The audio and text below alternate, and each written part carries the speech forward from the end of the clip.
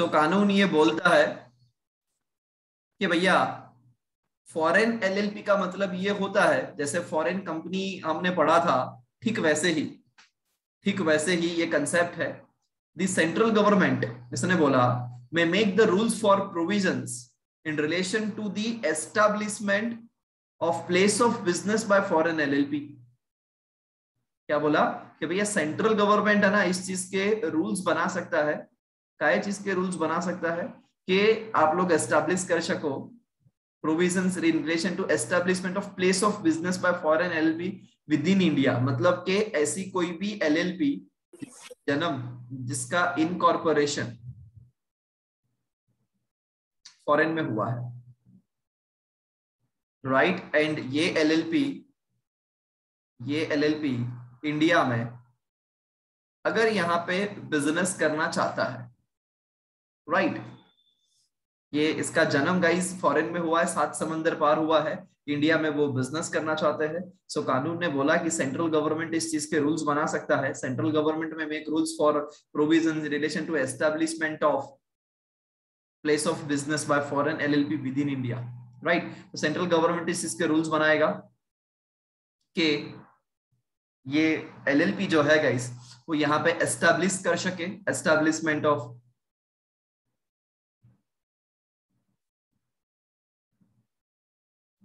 Place of business, right, within India, carrying on their business therein by applying or incorporating with such modification or as appear appropriate the provision of Companies Act 1956 or such other regulatory mechanisms as may be prescribed over there, right। तो यहाँ पे अभी 2013 आ गया है, तो इसने बोला कि भैया आप लोग यहाँ पे बिजनेस भी कर सकते हो एंड यहाँ पे अपना प्लेस ऑफ बिजनेस भी एस्टेब्लिश कर सकते हो। एंड सेंट्रल गवर्नमेंट इस चीज के लिए क्या बनाएगा गाइस, रूल्स बनाएगा फॉर दिस पर्पस। तो उसको हम फॉरेन एलएलपी बोलेंगे, मतलब जो एलएलपी फॉरेन से इंडिया में आई है, राइट, ये यहाँ पे अपना प्लेस ऑफ बिजनेस भी एस्टेब्लिश कर रही है एंड बिजनेस भी कर रही है। सो कानून ने बोला कि हम इसको क्या बोलेंगे भैया, फॉरेन एलएलपी बोलेंगे। सिंपल, बस इतनी चीज दी है कि सेंट्रल गवर्नमेंट चाहे तो इस चीज के रूल्स एंड रेगुलेशंस यहाँ पे बना सकते हैं, ठीक है। सो छोटा सा टॉपिक यहाँ पे दिया था गाइस। फिर अगर आपको आपकी एलएलपी को बंद करना है तो उसके लिए भी प्रोविजन वहां पे है गाइस, जो अपन डिस्कस करेंगे, जिसमें इन्होंने ये प्रोविजन दिया है, winding up and dissolution. The winding up of LLP में बी इधर वॉलेंटरीली, मतलब आप अपने आप से उसको बंद करना चाहते हो तो वॉलेंटरी वाइंडिंग अप भी हो सकता है, और जो दादाजी है गाइस वो भी इसको बंद कर सकते हैं, tribunal, bye the tribunal and LLP so wound up, वो डिसॉल्व हो जाएगी, मतलब परमानेंटली बंद हो जाएगी, राइट। सो गाइस आप इसका वाइंडिंग अप वॉलेंटरी भी कर सकते हो, समझना, या फिर बाय ट्राइब्यूनल भी आप इसका वाइंडिंग अप हो सकता है।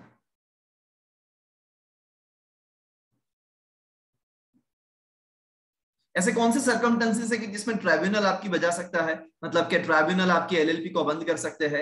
इफ द एलएलपी, देखिए, LLP may be wound up by the tribunal if the LLP decides that LLP be wound up by the tribunal. अगर डिसाइड कर दिया है गाइस, एलएलपी ने ही डिसाइड किया है, किसने डिसाइड किया है, एलएलपी ने, कि भैया मुझे बंद हो जाना है और ट्राइब्यूनल ही हमको बंद करेंगे, तो गाइस एलएलपी का जो डिसीजन है वो सर आंखों पे ऐसे बोलते हुए ट्राइब्यूनल ने ऑर्डर पास कर दिया, हे एलएलपी जा, तेरी इच्छा हम मान्य रखते हैं, तेरे को हम बंद करते हैं, समझना गाइस, राइट। सो एलएलपी की इच्छा है, अकॉर्डिंगली आपने इस एलएलपी को बंद किया, डेफिनेटली ये चीज पॉसिबल है।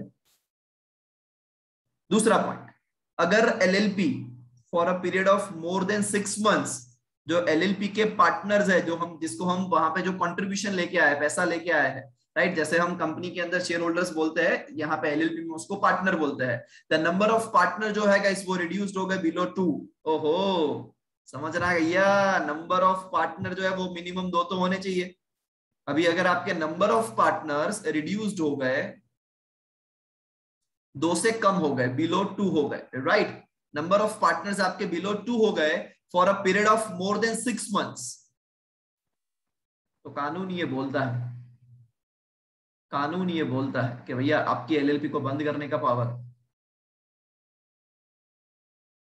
आपकी एलएलपी को बंद करने का पावर किसके पास है रे बाबा? ट्राइब्यूनल के पास है। यहाँ पे हम क्या देख रहे हैं कि ऐसे कौन से सरकमस्टेंसेस है कि जिसमें ट्राइब्यूनल आपकी एलएलपी को वाउंड अप कर सकते हैं। तो यस, सरकमस्टेंसेस नंबर 1, एलएलपी ने डिसाइड किया है कि हमको बंद हो जाना है, तो यस वो बंद कर सकते हैं। Circumstances number 2, number of partner आपके 2 से कम हो गए। सरकमस्टेंसेस नंबर 3, एलएलपी अपना डेट पे नहीं कर पा रही है, अनेबल टू पे इट्स डेट। अनएबल मतलब पे नहीं कर पा रही है क्या? अपना डेट मतलब देऊ। सो गाइज, अगर एलएलपी इज अनेबल टू पे इट्स डेट तो डेफिनेटली इसको बंद कर सकते हैं। LLP has acted against the interest of sovereignty and integrity of India, the security of the state or the public order।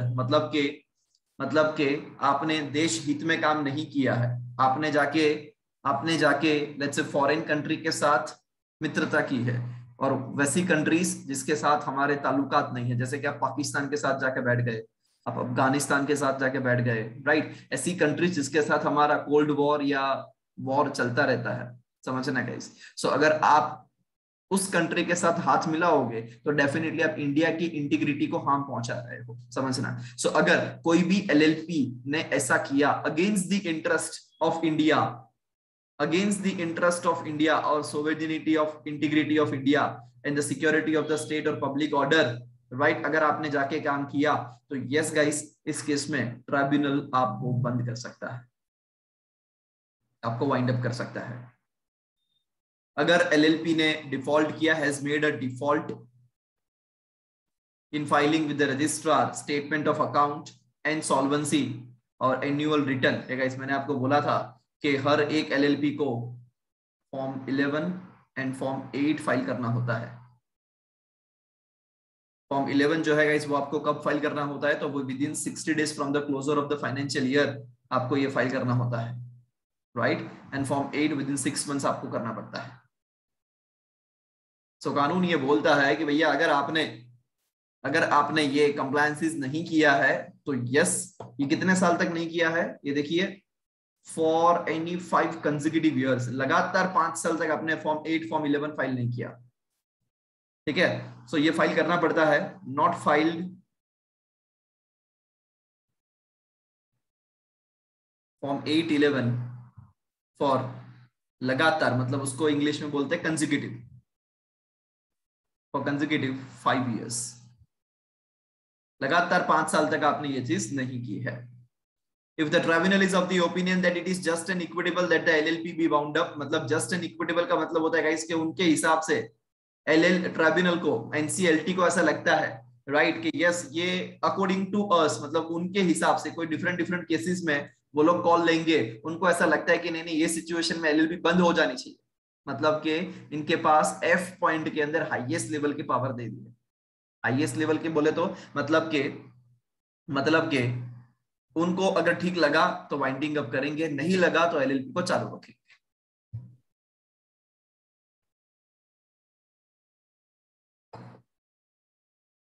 समझना, उनको अगर ठीक लगा तो वाइंड अप करेंगे, नहीं लगा तो नहीं करेंगे। सो गाइज, पहला पॉइंट एलएलपी ने डिसाइड किया। दूसरा पॉइंट, 6 महीने से ज्यादा पीरियड के लिए उनके पार्टनर्स बिलो 2 हो गए। तीसरा पॉइंट, वो लोग डेट नहीं पे कर पा रहे हैं। चौथा पॉइंट, वो इंडिया की इंटीग्रिटी के अगेंस्ट जाके काम कर रहे हैं, पब्लिक ऑर्डर को नहीं मान रहे हैं, स्टेट की सिक्योरिटीज को वहां पे राइट सम्मान नहीं दे रहे हैं। पांचवा पॉइंट, उन्होंने फॉर्म 8 11 जो एनुअल फाइलिंग वाले फॉर्म्स होते हैं गाइस, वो उन्होंने फाइल नहीं किए हैं फॉर कंसेक्यूटिव 5 ईयर्स। छठा point, if the tribunal is of the opinion that कि भैया हमको ये जस्ट एंड इक्विटेबल लगता है इस चीज को बंद करने में।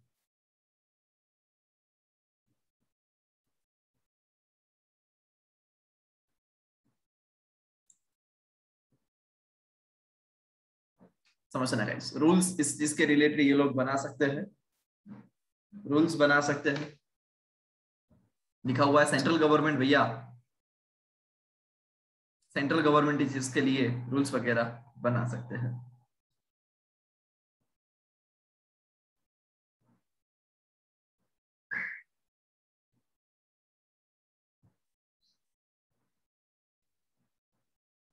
ए टू एफ कैसे, एक बार ए टू एफ पढ़ लीजिए।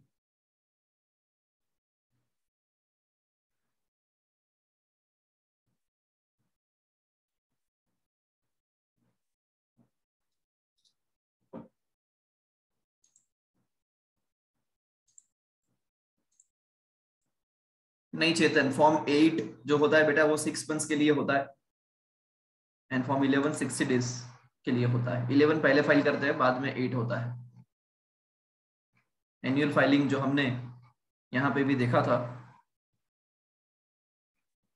यहाँ पे मैंने आपको फॉर्म्स लिखवाए नहीं थे शायद, ये रहा। यहाँ पे ये 6 मंथ्स के लिए फॉर्म 8 आएगा, राइट। मैंने नंबर ऑफ फॉर्म्स यहाँ पे लिखा ही नहीं था। एंड यहाँ पे आपको सर फाइनेंशियल डिस्क्लोजर्स में आपने लिखाया था फॉर्म 8 का 60 इसके डेज ऊपर वाले पेज पे लिखाया था अपना भी जो कौन से दिखा पेज पे लिखा था बेटा? 4.14। Okay, so make it this, यहाँ पे इसको फॉर्म 11 कर दो, बाकी सब कुछ चेंज मत करो। आप भी अगर आपने लिख दिया है तो यहाँ पे फॉर्म 8 कर दो, सिंपल, राइट। बड़ा नंबर वाला जो फॉर्म है वो पहले फाइल होता है, इतना याद रखने का गाइस। ये शायद गलती से 8 का 11 में, 11 का 8 में लिख दिया होगा। बड़ा नंबर वाला फॉर्म है फॉर्म 11, वो पहले फाइल होता है, फॉर्म 8 बाद में फाइल होता है। सो आप यहाँ पे सब कुछ चेंज करने की जरूरत नहीं है, जस्ट 11 का 8 कर दो, 8 का 11 कर दो, सिंपल।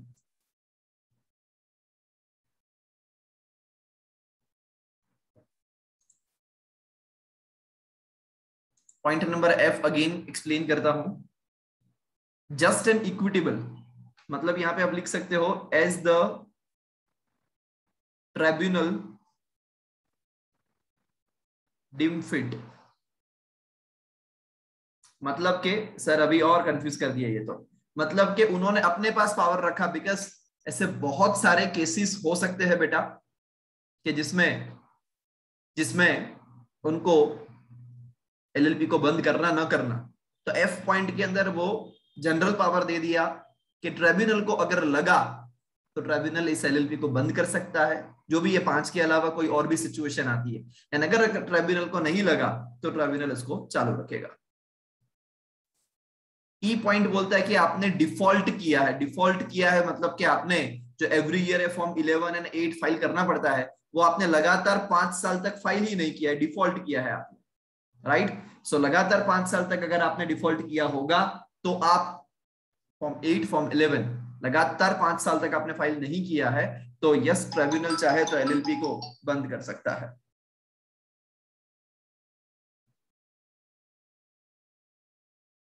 देन इसके बाद गाइस मिसलेनियस प्रोविजंस यहां पे दे रखी है। Miscellaneous provisions, business transactions of partner with LLP. A partner में, ये जो भैया पार्टनर है, मे लैंड मनी, पार्टनर जो है वो पैसा दे सकता है to and transact other business with the LLP and has the same right and obligations with respect to the loan and other transactions as a person who is not a partner। मतलब कि guys अगर business transactions अगर ये लोग करना चाहते हैं तो डेफिनेटली कर सकते हैं।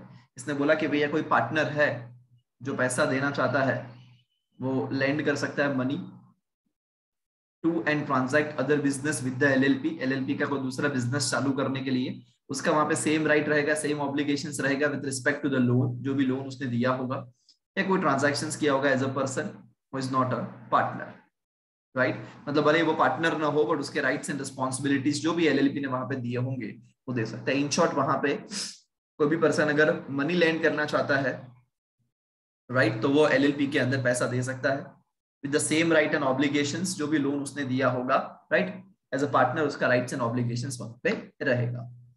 ये सिंपल सा एक गाइस पॉइंट दे रखा है आपको सेक्शन 66 का।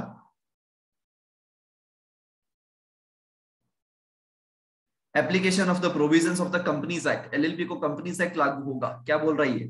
द सेंट्रल गवर्नमेंट जब बताएगा may by notification in the official gazette direction दे सकते हैं कि any of the provision of companies act 1956, अभी तो 2013 हो गया, specified in the notification shall apply to the LLP. मतलब कि कंपनीज एक्ट 2013 की प्रोविजंस होगी तो वो एलएलपी को एप्लीकेबल होगी। कौन सी प्रोविजंस? जब सेंट्रल गवर्नमेंट बताएगा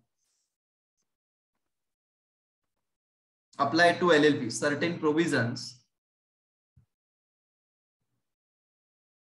provisions of Companies Act 2013, right, कि भैया ये किसको एप्लीकेबल होगा, एलएलपी को एप्लीकेबल होगा, ऐसा ये लोग वहां पे क्या कर सकते हैं, सेंट्रल गवर्नमेंट नोटिफिकेशन इश्यू कर सकती है।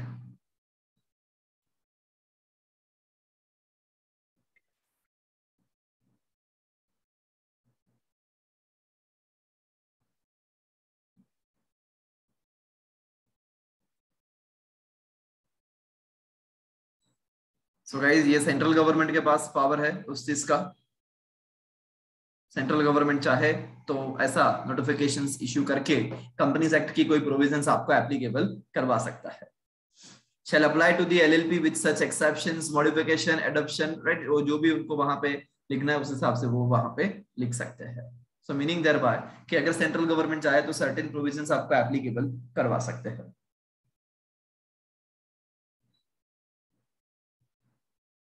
ये जो भी प्रोविजंस कंपनीज एक्ट की अगर लागू करवानी है तो उसके लिए क्या करना पड़ेगा, उसका notification guys both the houses of parliament में लेके जाना पड़ेगा पहले तो,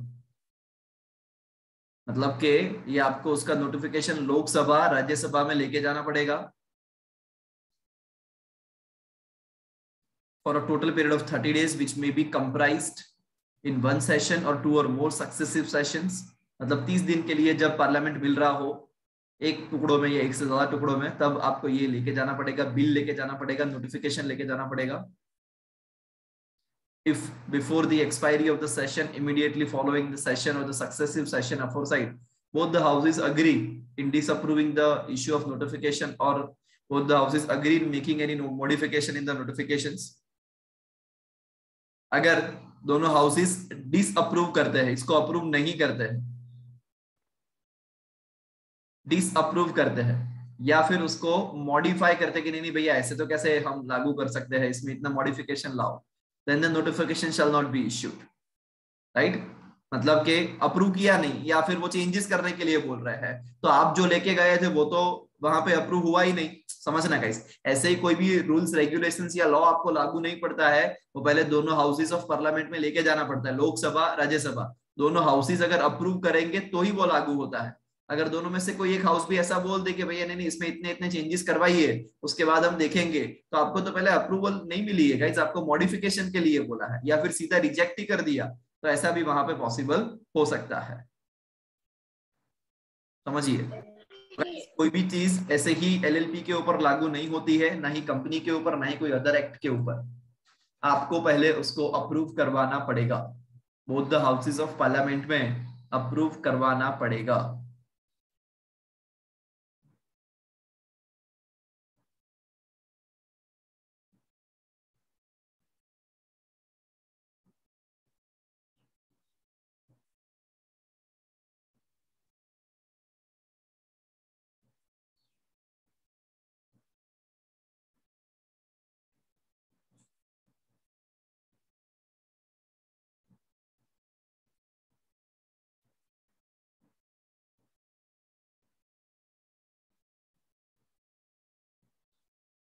It shall be issued, ये तभी इश्यू होगा guys, only in such modified form as may be agreed by both the houses of parliament। दोनों हाउसेस जब तक इसके ऊपर थप्पा नहीं लगाते, अप्रूवल नहीं देते, तब तक ये लागू नहीं होगा। इलेक्ट्रॉनिक फाइलिंग समझना गाइस, जैसे मैंने आपको बोलता हूं ना कि ये सारे फॉर्म्स जो होते हैं, जैसे कि हमने देखा कि एलएलपी इनकॉर्पोरेशन करने के लिए हम फॉर्म फाइल करते हैं, या फिर हम एनुअल फाइलिंग के लिए फॉर्म 8 या फॉर्म 11 फाइल करते हैं, राइट। तो ये सारे फाइलिंग्स जो होते हैं जितने भी, ये सारे के सारे कोई आपको फिजिकल फाइलिंग थोड़ी ना करना है, ये आपको इलेक्ट्रॉनिक फाइलिंग ही करना है। इलेक्ट्रॉनिक फाइलिंग इवन कि आपका सिग्नेचर भी इवन डिजिटल सिग्नेचर से ये होगा, बाय डिजिटल सिग्नेचर, राइट। आपको फिजिकल सिग्नेचर करने की जरूरत नहीं है, ये इलेक्ट्रॉनिक फाइलिंग होता है गाइस। ये कौन सी वेबसाइट पे, तो on MCA ministry of corporate affairs की .gov.in ये वाली वेबसाइट पे जाके आपको ये सारे फाइलिंग्स वगैरह करने पड़ते हैं। कोई भी डॉक्यूमेंट्स इवन आप फाइल करोगे, रिकॉर्ड में रखोगे या रजिस्टर करोगे, तो ये सब कुछ आपको इलेक्ट्रॉनिकली ही करना पड़ेगा, इलेक्ट्रॉनिकली फाइलिंग ही करना पड़ेगा। फॉर्म 8 हो, 11 हो, चाहे फिर वो आप इनकॉर्पोरेशन करने वाले हो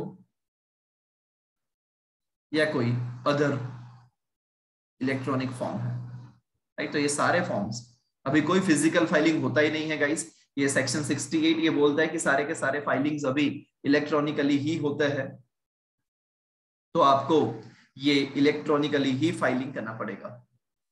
any document required to be filed, जो फाइल करने की जरूरत है, रिकॉर्ड करना है, रजिस्टर्ड करना है अंडर दीज एक्ट, वो आप फाइल कर सकते हो, रिकॉर्ड कर सकते हो, रजिस्टर्ड कर सकते हो in such manner as may be prescribed.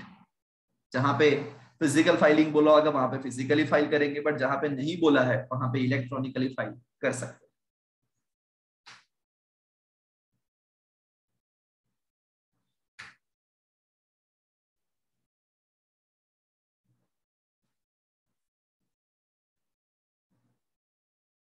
ये देखो लिखा हुआ है, a copy of or an extract from any document electronically filed with or submitted to registrar which is supplied or issued by the registrar and certified through affixing digital signature। यहाँ पे आपको physical signature करने की जरूरत नहीं है, and ये digital signature guys information technology act के हिसाब से वैलिड है। और यहाँ पे लिखा हुआ भी कि उसको आप एविडेंस के तौर पे ले भी सकते हो। Be admissible in evidence as of equally validity with the original document, मतलब कि अगर आप डिजिटल साइन करके भी अगर कोई फॉर्म निकलवाते हो, डिजिटल साइन करके भी अगर आप कोई फॉर्म निकलवाते हो तो उसको भी वैलिड माना जाएगा, आपको ओरिजिनल डॉक्यूमेंट की जरूरत नहीं। अगर आप ट्रू कॉपी भी लेते हो, कोई भी चीज की ट्रू कॉपी भी लेते हो या उसमें से कोई पेजेस निकालते हो, एक्सट्रैक्ट मतलब कि पूरा डॉक्यूमेंट आप नहीं ले रहे हो, उसमें से एक दो चीजें ले रहे हो, राइट। तो एक्सट्रैक्ट भी अगर कोई डॉक्यूमेंट में से आप निकाल रहे हो एंड अगर उसके ऊपर डिजिटल सिग्नेचर किया हुआ है तो ये बोलता है कि वो इक्वल वैलिडिटी के साथ मान्य रहेगा। Affixing digital signature to be a true copy extract from such document equal validity with the original documents, कि भैया उसका वैलिडिटी जो है वो एज इट इज रहेगा, वो इक्वल रहेगा, वैलिडिटी इक्वल रहेगा always.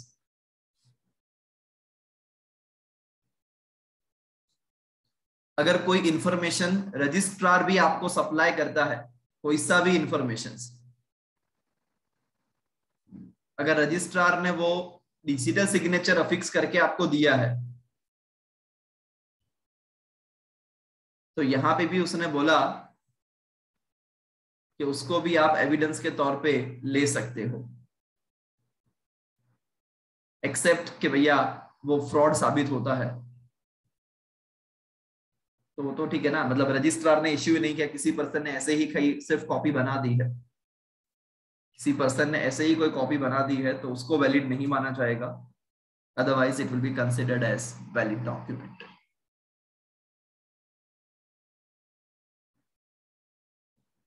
Any information supplied by the registrar that is certified by the registrar through affixing digital signature to be a true extract from any document जो आप file करते हो with or submitted to the registrar shall in any proceedings be admissible in evidence and be presumed कि भैया ये एकदम सही document है, ऐसा ही वहां पे माना जाएगा।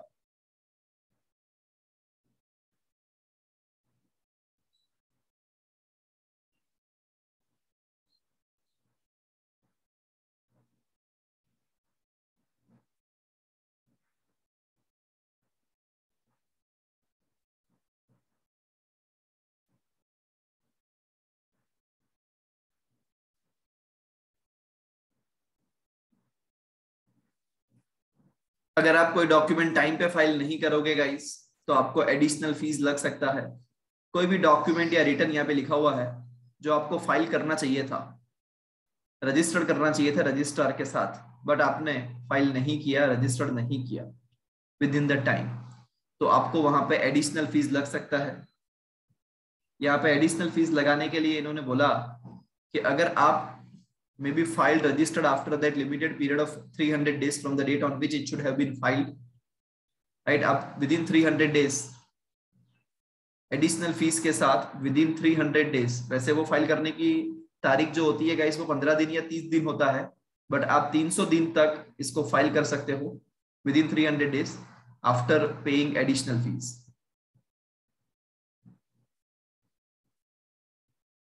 सर 300 दिन से ऊपर चला जाएगा तो उसके लिए फिर आपको माइट भी कॉन्डोनेशन करना पड़े, मतलब कि पेनल्टी, ये एडिशनल फीस पे कर रहे हो, ठीक वैसे ही गाइस आपको उस केस के अंदर पापा के साथ जाके परमिशन लेके रीजनल डायरेक्टर या आरओसी का परमिशन लेना पड़ेगा, जाना पड़ेगा, फाइन पे करना पड़ेगा, राइट, वो आपके ऊपर लग सकता है।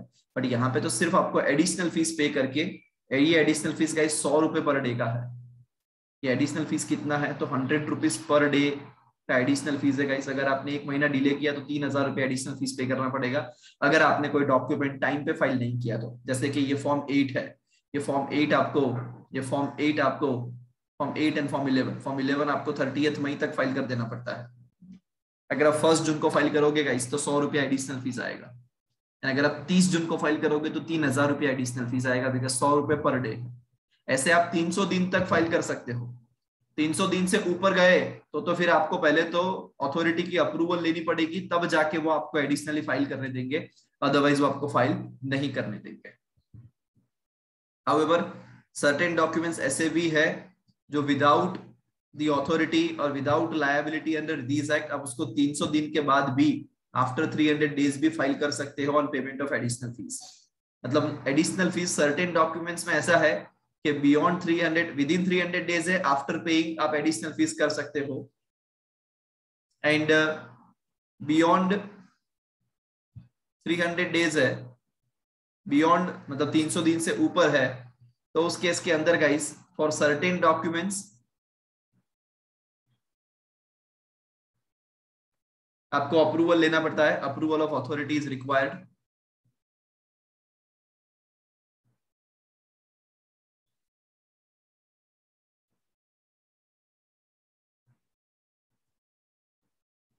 And for certain documents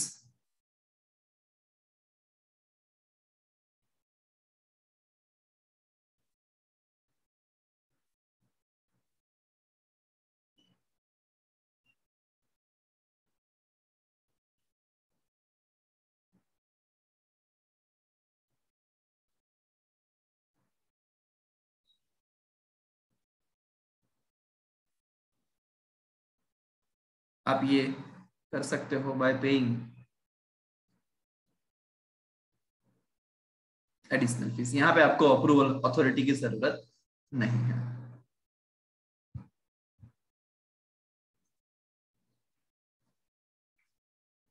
certain documents के लिए गाइस विद इन 300 डेज है, तो उसमें किसी की अप्रूवल लेने की जरूरत नहीं है, बस एडिशनल फीस पे कर दो एंड आपका काम हो जाएगा। बट अगर वो बियॉन्ड 300 दिन है गाइस तो सर्टेन डॉक्यूमेंट्स के लिए गवर्नमेंट की अप्रूवल लेने की जरूरत नहीं है। बट यस सर्टेन डॉक्यूमेंट्स ऐसे भी है कि जिसके लिए आपको अप्रूवल लेना पड़ेगा, otherwise you can not file that document. Yes guys एक बार इसको रीड कर लीजिए, 68 एंड 69 को एक बार रीड कर लीजिए, I am giving you some time.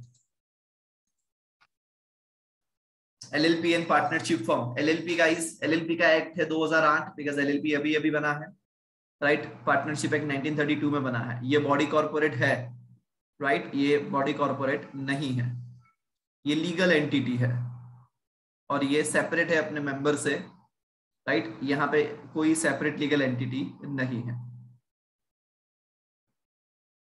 समझना गाइस। ये बॉडी कॉर्पोरेट है, ये बॉडी कॉर्पोरेट नहीं है, ये सेपरेट लीगल एंटिटी है, ये सेपरेट लीगल एंटिटी नहीं है।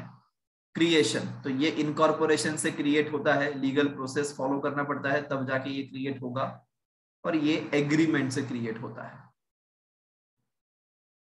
इसका रजिस्ट्रेशन कंपलसरी है, और LLP किसी के ऊपर केस फाइल कर सकता है, कोई LLP के ऊपर भी केस फाइल कर सकता है। ये मैंडेटरी है और ये वॉलेंटरी है, पार्टनरशिप का रजिस्ट्रेशन नहीं भी करवाओगे तो चलेगा।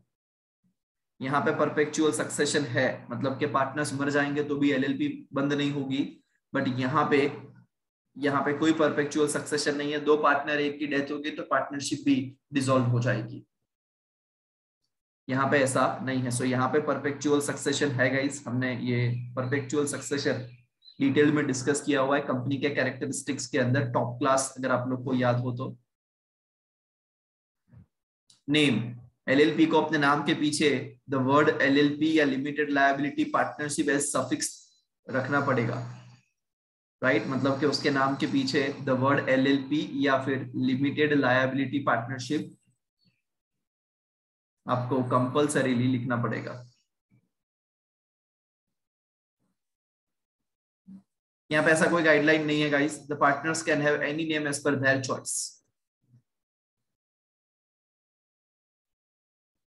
यहाँ पे जो एलएलपी है गाइस, वहां पे जो लायबिलिटी है सारे पार्टनर्स की वो लिमिटेड रहेगी, एक्सेप्ट कि जहां पे ऐसा फ्रॉड करते हो तो आपकी लायबिलिटी अनलिमिटेड हो जाती है, वो चीज अलग है। और यहाँ पे ऑलवेज लायबिलिटी अनलिमिटेड होती है।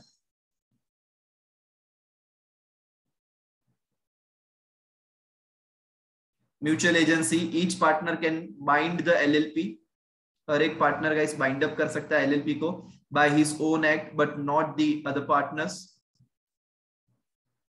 बाय हिज ओन एक्ट्स मतलब कि अपने काम से, राइट वो वहां पे बाइंड अप कर सकता है बट दूसरे पार्टनर्स को नहीं कर सकता। पार्टनर एलएलपी के साथ म्यूचुअल एजेंसी है, इस पार्टनर का दूसरे पार्टनर के साथ नहीं है। यहाँ पे तो कोई पार्टनर अगर काम करता है, कोई पार्टनर कोई लॉस कर देता है, ऐसा कुछ भी है तो वो अदर पार्टनर्स को भी भुगतना पड़ेगा एंड एलएलपी को भी, सॉरी पार्टनरशिप फर्म को भी भुगतना पड़ेगा। सो म्यूचुअल एजेंसी जो है गाइस, एलएलपी की अगर हम बात करें गाइस तो उसमें पार्टनर का एलएलपी के साथ म्यूचुअल एजेंसी है, पार्टनर का दूसरे पार्टनर के साथ म्यूचुअल एजेंसी नहीं है। पर पार्टनरशिप फर्म की बात करें गाइस तो यहाँ पे पार्टनर का पार्टनरशिप फर्म के साथ इन पार्टनर का अदर पार्टनर के साथ म्यूचुअल एजेंसी रहता है। बट अगर हम एलएलपी की बात करें तो उसमें पार्टनर का एलएलपी के साथ ही म्यूचुअल एजेंसी रहता है, अदर पार्टनर के साथ कोई म्यूचुअल एजेंसी पार्टनर का नहीं रहता।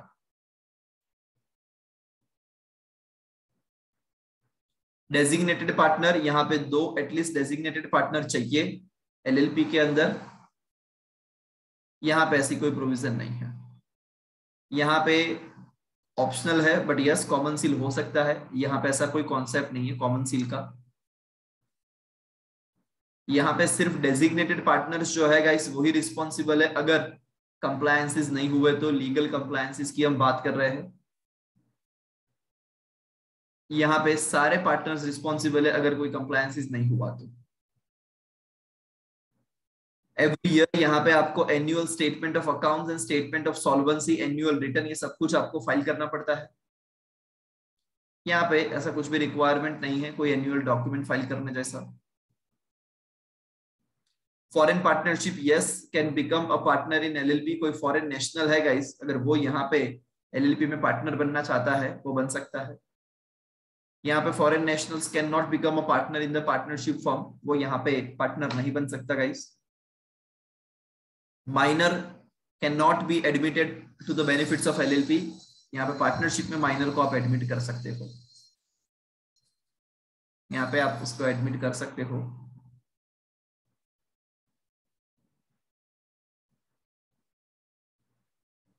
यहाँ पे अलाउड नहीं है, can't be admitted. So guys, this is what the 17 difference between LLP and partnership firm.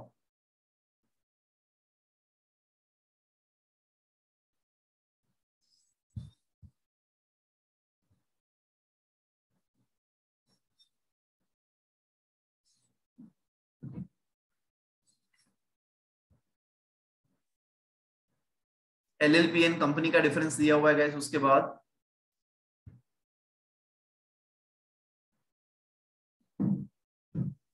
LLP and company की अगर हम बात करें गाइस तो एलएलपी 2008 में बना, कंपनीज एक्ट 2013 का है। यहाँ पे एलएलपी में the person who contribute to the LLP उसको हम पार्टनर बोलते हैं, यहाँ पे हम उसको मेंबर बोलते हैं। यहाँ पे इसका इंटरनल गवर्नेंस स्ट्रक्चर जो है गाइस वो कॉन्ट्रैक्चुअल एग्रीमेंट होता है बिटवीन द पार्टनर्स, उस हिसाब से चलता है, और we can say LLP agreement. यहाँ पे इसका स्ट्रक्चर जो है गाइस वो कंपनीज एक्ट के हिसाब से चलता है। इनको अपने नाम के पीछे LLP या लिमिटेड लायबिलिटी पार्टनरशिप ऐसा लिखना पड़ता है। यहाँ पे अगर प्राइवेट कंपनी होगा तो प्राइवेट लिमिटेड लिखेगा सफिक्स में, एंड अगर पब्लिक कंपनी होगा तो लिमिटेड लिखेगा। LLP में मिनिमम 2 पार्टनर चाहिए, मैक्सिमम कोई लिमिट नहीं है। प्राइवेट कंपनी में मिनिमम 2 मेंबर चाहिए, मैक्सिमम 200, वाइल पब्लिक कंपनी में मिनिमम 7 मेंबर चाहिए, मैक्सिमम कोई लिमिट नहीं है।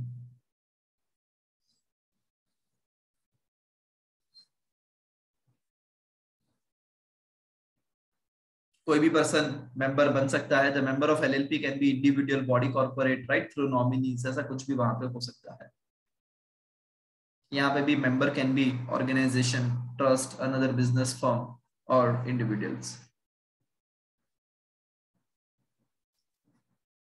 Liability of members and partners, तो यहाँ पे जो लायबिलिटी है इस पार्टनर की वो लिमिटेड है to the extent of agreed contribution in the case of intention is fraud. यहाँ पे जो लायबिलिटी है इस मेंबर की वो लिमिटेड है to the amount of unpaid on the shares held by them, जितना उन्होंने शेयर्स नहीं पे किया है उतना उनका, यहाँ पे ये कंपनी है गाइस एंड ये आपका LLP है।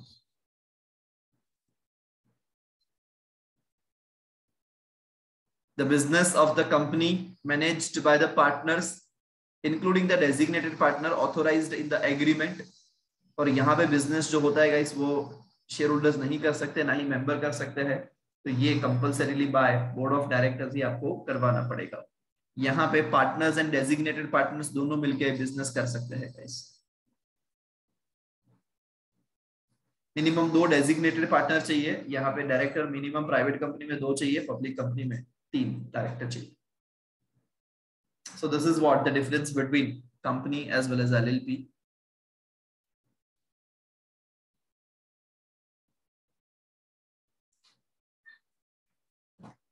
Yes guys, आपको कोई डाउट है?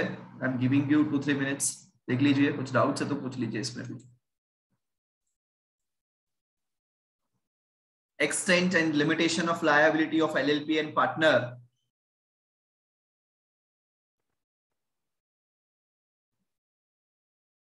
तो टॉपिक नंबर 4 की अगर हम बात करें guys, it says every partner of LLP for the purpose of the business of the LLP, the agent of LLP but not of the other partner. समझना, मतलब कि आज मेरी LLP है सचिन एडवाइजरी LLP, तो ये जो सचिन एडवाइजरी LLP है जिसके 3 पार्टनर्स है, सचिन ठक्कर, बादल ठक्कर एंड लेट्स से मेरे पापा मिस्टर अरविंद ठक्कर। तो सेक्शन 26 ये बोलता है गाइस कि भैया हम ये SAPL के, सॉरी सचिन एडवाइजरी LLP के, मैं इसका पार्टनर, मैं इसका एजेंट हूं। क्या हूं? एजेंट। बादल भी इसका क्या है? एजेंट। पापा भी इसके क्या है? एजेंट। बट क्या मैं बादल का एजेंट हूं? The answer is no. ऐसा 26 बोलता है कि भैया every partner of LLP for the purpose of business of the LLP, वो एजेंट है LLP के, बट वो दूसरे पार्टनर्स के एजेंट नहीं है। एक पार्टनर दूसरे पार्टनर का एजेंट बिल्कुल भी नहीं है। हम एजेंट है तो LLP के है for the purpose of business, simple. ये ऐसा सेक्शन 26 बोलता है। 27 क्या बोला? तो फिर 27 ये बोलता है LLP is not bound by anything done by a partner. अगर पार्टनर ने कोई हरकत की है तो LLP उससे जवाबदार नहीं है in dealing with any person if the partner के पास कोई अथॉरिटी नहीं थी, पार्टनर के पास कोई अथॉरिटी उस चीज के लिए अगर नहीं थी, तो कानून ये बोलता है कि भैया अगर पार्टनर ने ऐसी कोई भी हरकत की होगी तो उसके लिए LLP जवाबदार नहीं है। सपोज आज सचिन एडवाइजरी LLP की प्रॉपर्टी बेचनी थी, मैं आपको एग्जांपल देता हूं गाइस, सेक्शन 27 के लिए, राइट, SALLP की, सचिन एडवाइजरी LLP की कोई प्रॉपर्टी थी, वो प्रॉपर्टी बेचनी थी, तो ये प्रॉपर्टी सेल करने के लिए अथॉरिटी जो दी थी, ये अथॉरिटी सचिन ठक्कर को दी थी, सचिन एडवाइजरी LLP ने। हुआ यू, मैंने सौदा कर दिया इस प्रॉपर्टी का, और टोकन अमाउंट ले लिया। 2 करोड़ का प्रॉपर्टी था, मैंने 25 लाख रुपए का टोकन ले लिया। बादल ने क्या किया, तो बादल ने कोई तीसरी पार्टी से ये प्रॉपर्टी बेचने के लिए, सेम प्रॉपर्टी बेचने के लिए 2 लाख का टोकन ले लिया और लेके, वो कैश में टोकन लिया था, बादल ने पैसा लेके खर्च कर दिया। अभी वो दूसरी वाली पार्टी आई और बोलती है एलएलपी के पास आके, हे एलएलपी लाइए भैया, ये लीजिए बाकी की अमाउंट और मुझे प्रॉपर्टी दीजिए। एलएलपी ने बोला नहीं नहीं भैया, ये प्रॉपर्टी तो हमने कब की बेच दी। तो क्या आपका पार्टनर बादल टक्कर मेरे से 2 लाख रुपए लेके गया? समझना। तो एलएलपी ने बोला हाउ इज इट पॉसिबल, आपने अथॉरिटी लेटर चेक किया था क्या? हमने तो बादल टक्कर को अथॉरिटी नहीं दिया है। सो अगर ऐसी कोई हरकत बादल टक्कर करता है तो उसके लिए हम जवाबदार नहीं हैं अकॉर्डिंग टू सेक्शन 27। समझना। देखिए क्या लिखा, LLP is not bound, LLP जवाबदार नहीं है by anything done by partner in dealing with a person if उस पार्टनर के पास उसकी कोई अथॉरिटी ही नहीं है। अभी उस पार्टनर के पास अथॉरिटी नहीं है गाइस, वो कुछ भी करके आया तो उसके लिए हम थोड़ी ना भरपाई करेंगे कोई भी चीज का, राइट। इसीलिए सेक्शन 27 गाइस बहुत क्लियरली बोल रहा है कि अगर पार्टनर के पास अथॉरिटी है और वो कोई काम करता है तो ही उस काम के लिए एलएलपी जवाबदार है, अदरवाइज एलएलपी जवाबदार नहीं है। And the person knows that he has no authority, उस पर्सन को मालूम है रे कि भैया उसके पास कोई अथॉरिटी नहीं है, और डज नॉट नो और believe to him to be a partner of the LLP. LLP उस चीज के लिए जवाबदार ही नहीं है जिस चीज की अथॉरिटी एलएलपी के पास, उसके पार्टनर के पास न हो। पर्सन को मालूम है कि उसके पास अथॉरिटी नहीं है, सामने वाली पार्टी को मालूम था कि बादल के पास ये प्रॉपर्टी बेचने की अथॉरिटी है ही नहीं, राइट। फिर भी उसने बादल के साथ ट्रांजैक्शंस किया।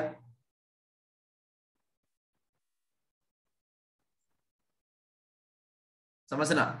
तो अगर किसी पर्सन के पास उस चीज का अथॉरिटी ना हो और वो अपने आप को पार्टनर बता दे फॉर एन एग्जांपल, या फिर वो अपने आप को उसका ऑथोराइज पर्सन बता दे, वो ट्रांजैक्शंस कर ले, तो मैं आके बोलूंगा ना भैया ताजमहल की अथॉरिटी मेरे पास है, राइट, ये ताजमहल लो मैंने आपको बेचा, लाओ दे दीजिए, 2 करोड़ एडवांस दे दीजिए, बाकी का 200 करोड़ बाद में दे देना। 2 करोड़ लेके भाग गया। फिर आप जाके शाहजहां को बोलोगे हे शाहजहां तूने सचिन ठक्कर को अथॉरिटी दिया था, ला भैया आप 200 करोड़ ले ले और ताजमहल दे दे, राइट। तो ऐसे थोड़ी आई वो हर किसी के पर्सन को वो घूमता फिरेगा कि नहीं नहीं भैया मैंने सचिन को अथॉरिटी नहीं दिया, उसके साथ डील मत करना, वो थोड़ी ऐसे करेगा। You getting my point guys, right. So सामने वाली पार्टी की ये रिस्पॉन्सिबिलिटी बनती है कि वो जिसके साथ डील कर रहा है पहले प्रॉपरली चेक करे कि उस पर्सन के पास अथॉरिटी है भी सही या नहीं है जिसकी प्रॉपर्टी के साथ वो डील कर रहा है।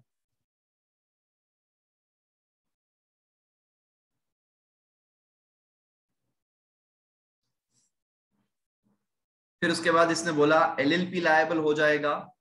LLP is liable if a partner of LLP is liable to any person as a result of wrongful act or omission on his part in the course of the business of LLP or with its authority। इसका मतलब क्या है? तो इसने बोला कि भैया LLP liable हो जाएगा वो हर एक चीज के लिए जिसके लिए पार्टनर लायबल है। If partner of LLP is liable to any person as a result of कोई wrongful act किया है, कोई ओमिशन किया है, राइट, ऐसा कुछ भी हुआ है in the course of business of the LLP और विथ इट्स अथॉरिटी, राइट। तो अगर पार्टनर ने कोई गलती कर दी, ऐसा कुछ भी कर दी, तो उसकी भरपाई कौन करेगा? तो डेफिनेटली उसकी भरपाई वहां पे एलएलपी को करना पड़ेगा, बिकॉज आपने उस पार्टनर को अथॉरिटी दी थी। सो अकॉर्डिंगली वहां पे आपको ये भरपाई करना पड़ेगा उस चीज के लिए। वो बिजनेस पर्पस के लिए अगर कोई गलती करता है, कोई ओमिशन, रॉन्गफुल एक्ट, तो एलएलपी को ये भरपाई करना पड़ेगा।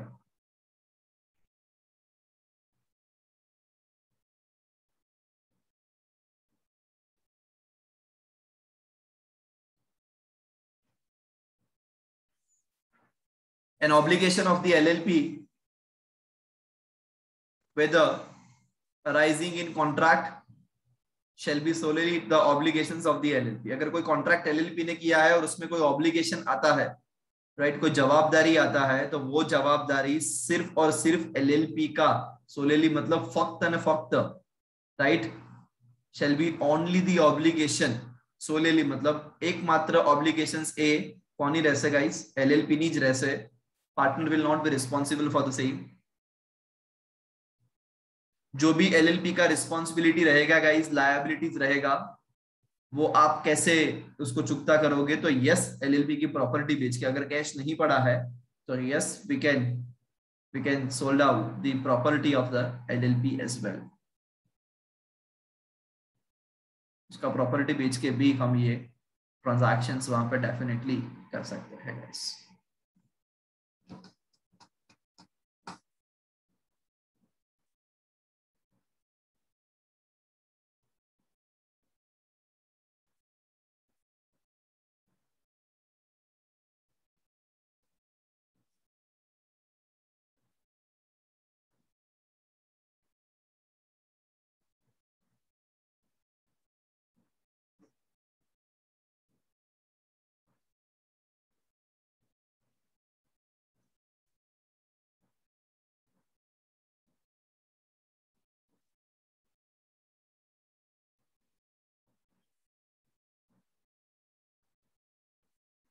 So this is what section 27 guys, किसी को डाउट है 26 27 में, then please ask।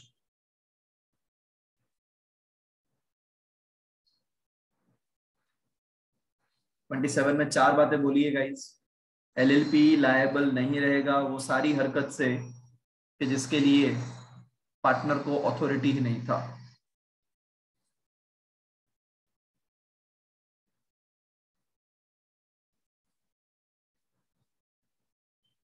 In person को पता था कि उसके पास कोई अथॉरिटी नहीं है, ये भी पता था कि वो पार्टनर भी नहीं है, फिर भी उसके साथ ट्रांजैक्शंस किया।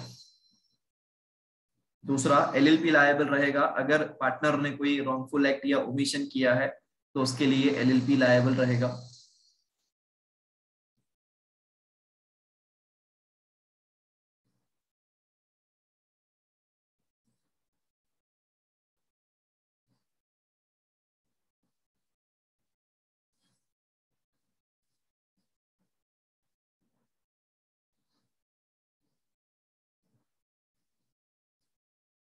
An obligation of the LLP, whether arising in contract or otherwise, shall be solely the obligation of the LLP.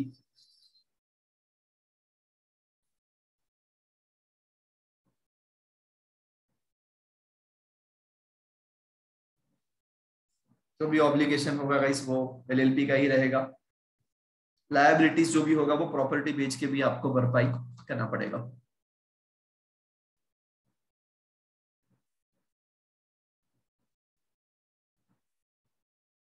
अभी पार्टनर का लायबिलिटी कैसा रहेगा? सो गाइस वो तो बहुत क्लियर है, पार्टनर्स का लायबिलिटीज लिमिटेड ही होता है। A partner is not personally liable, right, highlight करिए गाइस उसको, not personally liable, directly indirectly for an obligations, for an obligations. कौन से ऑब्लिगेशंस के लिए? कि जिसके लिए सोलेली कौन रिस्पॉन्सिबल है?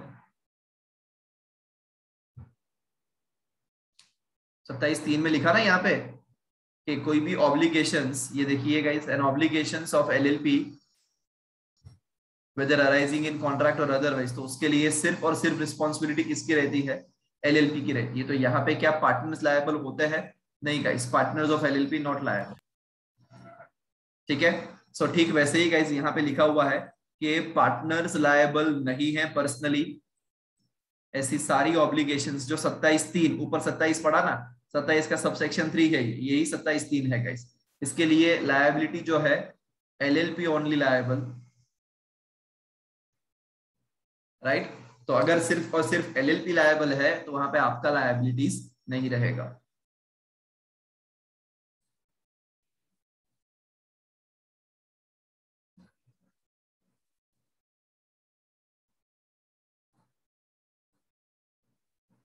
The provisions of 27(3) and subsection 1 of this section shall not affect the personal liability of the partner for his own wrongful act or omission, but a partner shall not be personally liable for the wrongful act or omission of other partner of the LLP। मतलब guys कि यहाँ पे वो simply यही बता रहा है कि 27(1) हो या 27(3) हो, अगर आपने कुछ गलती की होगी, आपने कोई रॉन्गफुल एक्ट किया होगा, रॉन्गफुल एक्ट या फिर आपने ओमिशन किया होगा,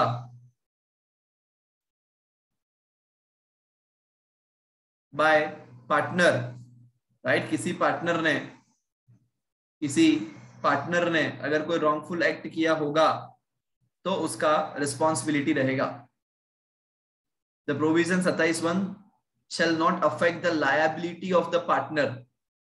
तो yes guys, partner shall be liable but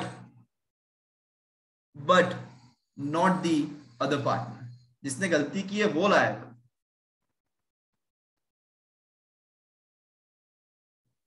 जिसने कोई गलती की है वो shall not be personally liable, समझ रहे हैं guys, but a partner shall not be personally liable for wrongful act or omission, right, of the other partners of LLP. मतलब ये पार्टनर ने गलती की है X ने, तो X लायबल है, उसके लिए Y and Z लायबल नहीं है, सिंपल, ऐसा सेक्शन 28 बोलता है। पहले केस में तो यही बोला कि 27(3) के लिए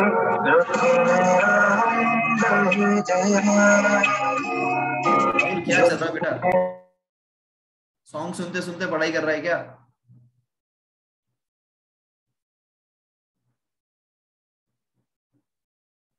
yes guys, please maintain the decorum. इससे पहले भी किसी ने सॉन्ग बजाया था, राइट, अपना आपको सॉन्ग सुनते सुनते पढ़ना है तो अपना माइक म्यूट कीजिए।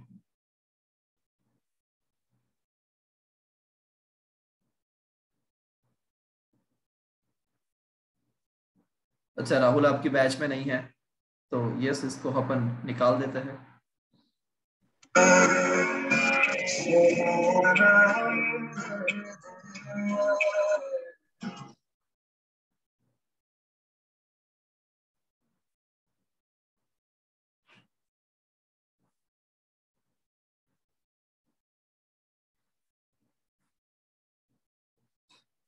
यस गाइस, निकाल दिया मैंने उसको। सुबह भी आई गेस ऐसा कुछ इश्यू हुआ था एंड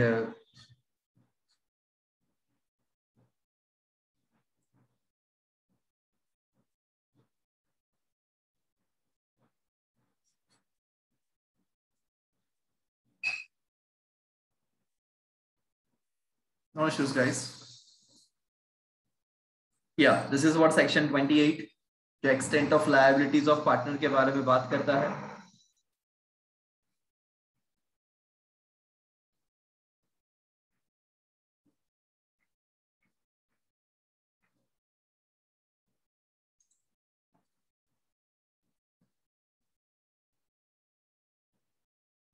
और उसके बाद गाइस सेक्शन 29 होल्डिंग आउट के बारे में बात करता है, जो अपन कल डिस्कस करेंगे।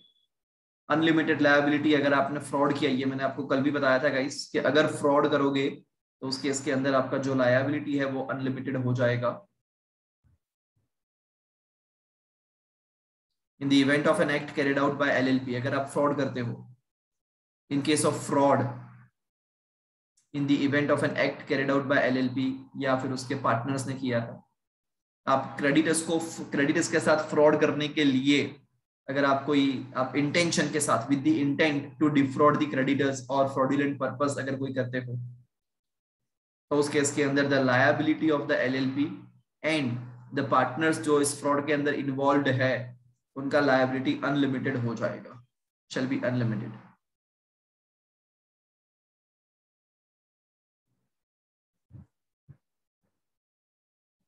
अगर आपने फ्रॉड करने के लिए अपना LLP बनाया है, you will be personally liable, right, unlimited liabilities LLP की, एंड पार्टनर्स जो फ्रॉड के अंदर इन्वॉल्व है उनका लायबिलिटी अनलिमिटेड हो जाएगा। However, in case any such act is carried out by a partner, the LLP is liable to the same extent as the partner unless it is established by the LLP that such act जो है वो उसके knowledge के बिना हुआ है। Fraud में ऐसा ही है, प्रूव होना जरूरी है कि आपका इंटेंशन था एंड आप इन्वॉल्व थे, राइट, ये दो चीजें वहां पे प्रूव होना जरूरी है। अगर ऐसा प्रूव होता है कि आप इन्वॉल्व ही नहीं थे उस चीज के अंदर, आपको नॉलेज ही नहीं था, विदाउट नॉलेज हुआ है, तो उसकी रिस्पॉन्सिबिलिटीज नहीं बन सकती, चाहे फिर वो LLP हो या चाहे पार्टनर हो।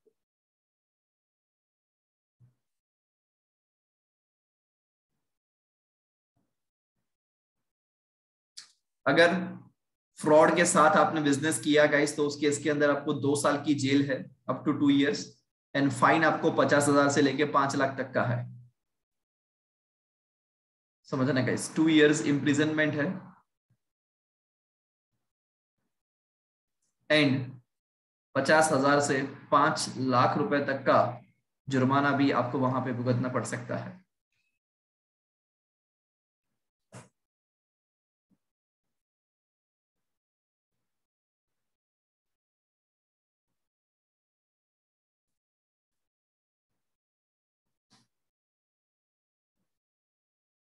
अगर एक और प्रोविजन इसके अंदर डाला हुआ है गाइस कि अगर कोई एलएलपी या पार्टनर या डेजिग्नेटेड पार्टनर या एम्प्लॉय ऑफ एलएलपी अगर ऐसी कोई भी हरकत करता है, conducted the affairs in a fraudulent manner, the LLP और पार्टनर या डेजिग्नेटेड पार्टनर या एम्प्लॉय, उनकी रिस्पॉन्सिबिलिटी हो जाएगी सामने वाली पार्टी को अगर उससे कोई भी लॉस हुआ है या कोई डैमेजेस हुआ है तो वो आपको पे करना पड़ेगा। समझेगा इस, अगर आपने फ्रॉड पर्पस से, अगर आपने फ्रॉडुलेंट मैनर से कोई अफेयर्स कंडक्ट किया है, then without prejudice to the criminal proceedings, ये जो आपका एलएलपी है, पार्टनर है, डेजिग्नेटेड पार्टनर है या एम्प्लॉय है,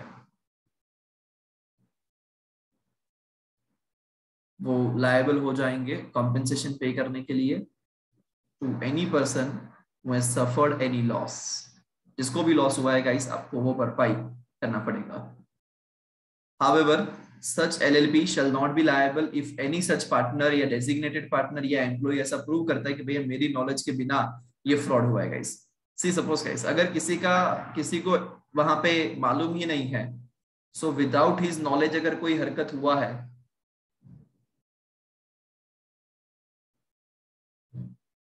विदाउट हिज नॉलेज, राइट, तो वहां पे फ्रॉड का कोई क्वेश्चन ही नहीं आता, बिकॉज फ्रॉड में आपका इंटेंशन होना चाहिए जानबूझ के किया है। अभी इस चीज के लिए तो आपको मालूम ही नहीं, तो अगर कोई पार्टनर या डेजिग्नेटेड पार्टनर या एम्प्लॉय अगर ये प्रूव कर दे कि भैया मेरा तो इस पे इन्वॉल्वमेंट था ही नहीं, मुझे तो नॉलेज ही नहीं है कि कब आपने ये कांड किया, राइट, तो वहां पे उसकी कोई लायबिलिटी नहीं रहेगी।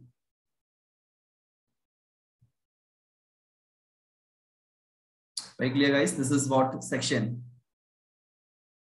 30. So कल अपन डिस्कस करेंगे गाइस 29, 31, ये दो सेक्शंस है जो अपन कल डिस्कस करेंगे। आपको फिलहाल कोई डाउट है, यू मे प्लीज आस्क।